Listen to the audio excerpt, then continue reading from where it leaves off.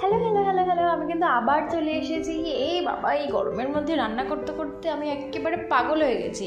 তো যাই হোক, দেখো আজকে কিন্তু আমি একটা দারুণ রান্না করেছি, দুটো রান্না করেছি। আগে প্রথমটা তোমাদের সাথে শেয়ার করি।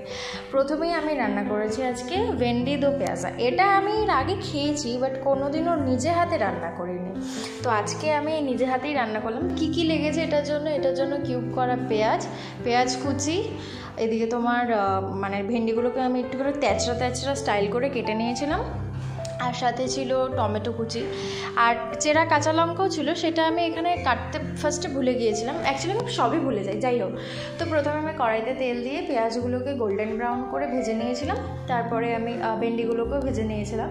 তারপর কড়াইতে আবারও তেল দিয়ে তার মধ্যে কালো জিরে, পেঁয়াজ কুচি, টমেটো কুচি, লঙ্কা কুচি সব কিছু দিয়ে একটু নাড়াচাড়া করে তার মধ্যে হলুদ, জিরা গুঁড়ো, লঙ্কা গুঁড়ো, চিনি, নুন সব কিছু দিয়ে ভালো করে মিশিয়ে তারপরে কিন্তু ওই জল দিয়ে দিয়েছিলাম। জল দেওয়ার পরে তারপরে সেই ভেন্ডিগুলো দিয়ে দিয়েছিলাম, আর তার সাথে ওই যে পেঁয়াজগুলো আমি আগে ভেজে রেখেছিলাম সেগুলো দিয়ে দিয়েছিলাম। তারপরে কিছুক্ষণ প্রায় 5-7 মিনিট মতো আমি ওগুলোকে সেদ্ধ করেছি, জল দিয়ে ফুটিয়ে নিয়েছিলাম আর কি।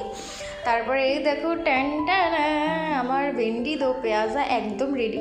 দেখতে এখানে এরকম লাগছে ক্যামেরায়, বাট খেতে লাজবাব হয়েছিল। তো টাটা, দেখা হচ্ছে নেক্সট ভিডিওতে।